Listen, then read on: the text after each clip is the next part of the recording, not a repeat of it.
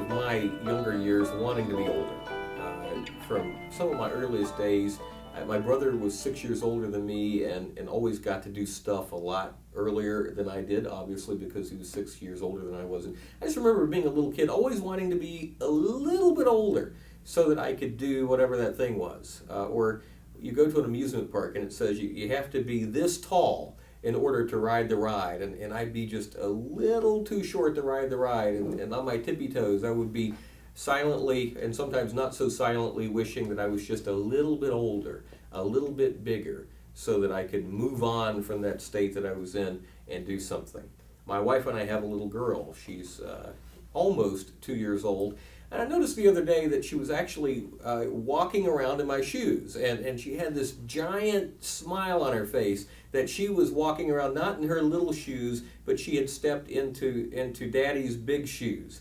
And she was having a marvelous time. Now that didn't end so well. She actually ended up falling on her face as a result of tripping in these shoes that were a little too big for her.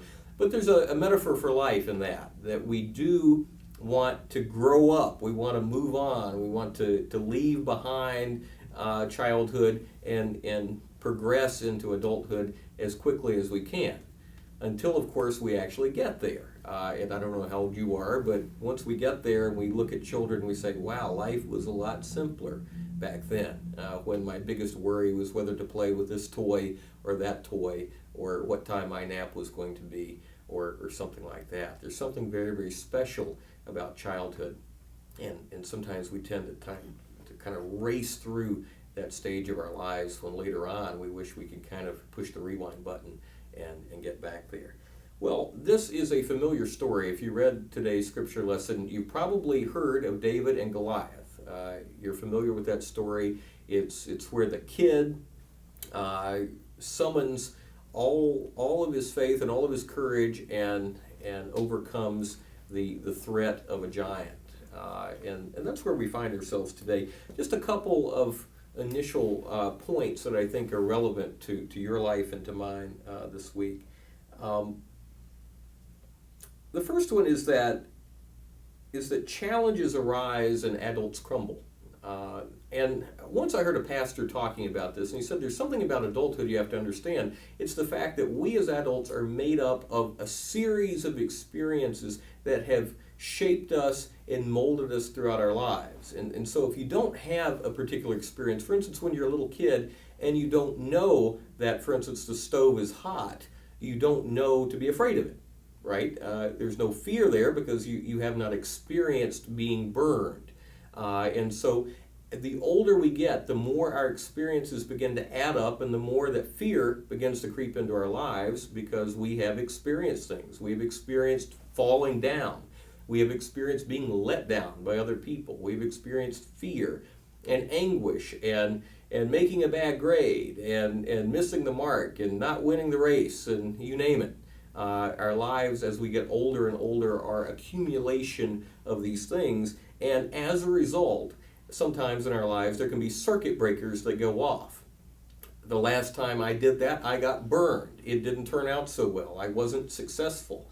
And, I didn't make the money I thought I was going to make, or I didn't, have the successful relationship that I thought I was going to have. So we just stop, and we don't want to try anymore, and that happens a lot. And so the converse of that, however, is that a child will often rush right in. And so as adults, sometimes we're trying to grab a hold of them like this and to keep them from something because they literally don't know sometimes what they're getting into because they don't have that same fear impulse that we have as we get older. So here in the story we have Goliath. He's a giant, he's a big man, he's a Philistine. The two armies have literally lined up for battle. Goliath the giant steps out and puffs up his chest and begins to kind of I think they call it throw down a little bit. He's kind of throwing down a threat, and we see in verse 8 he says, "Choose a man for yourselves and let him come down to me."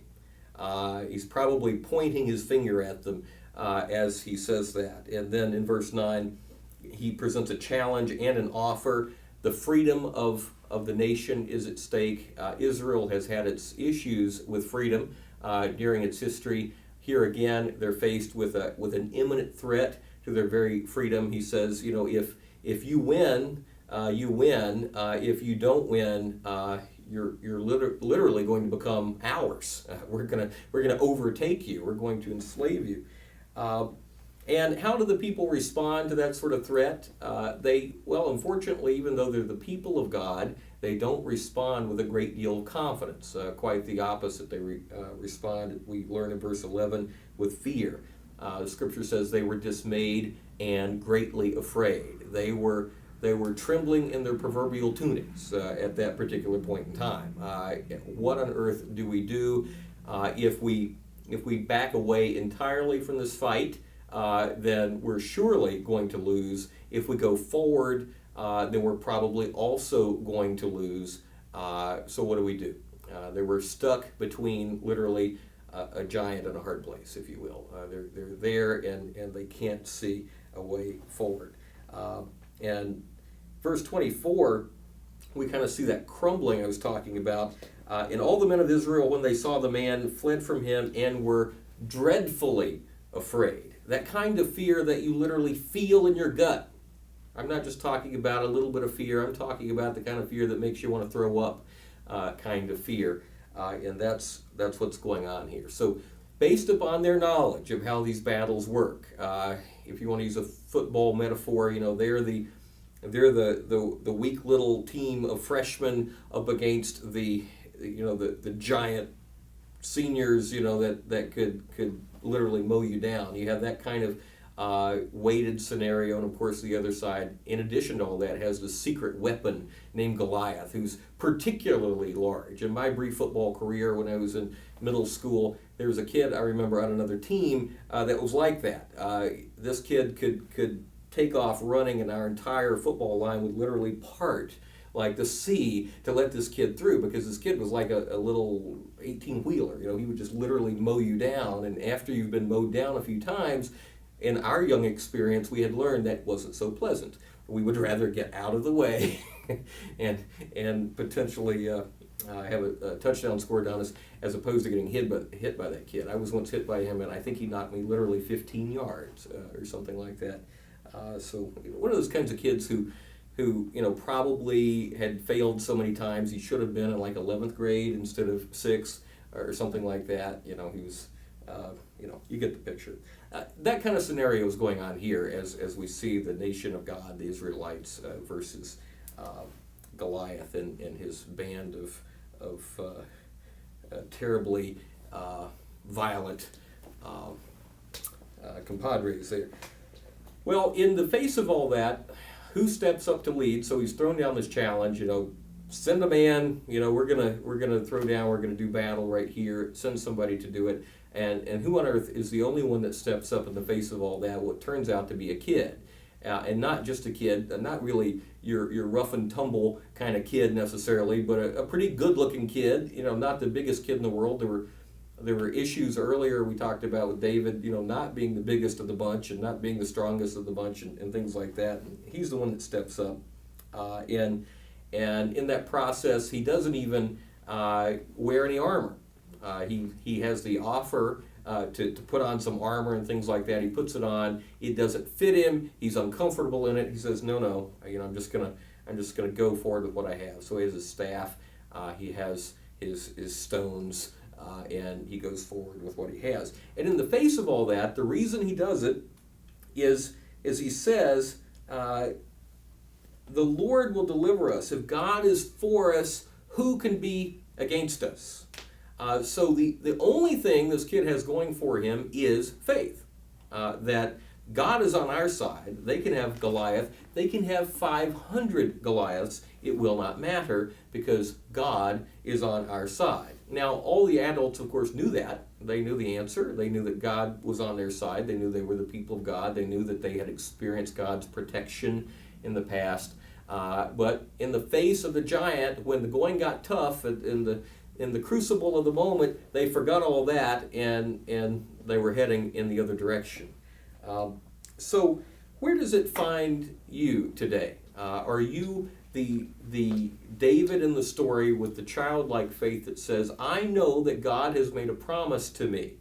I know that God has promised to be with me, to not forsake me, even to the end of the age. Have you owned that promise in your life? Or are you on the other side and you know that intellectually, but when the going gets tough, you say, I'd rather bury my head, or I'd rather run away and get out of this because it's literally more than I can bear. Ask yourself that question today. It doesn't really matter if you're outside the faith or new to the faith or mature in your faith. It's a legitimate question. When the going gets tough, who do you rely on? Whose strength are you relying on, and how is it working out for you? We'll explore it a little bit more in part 2.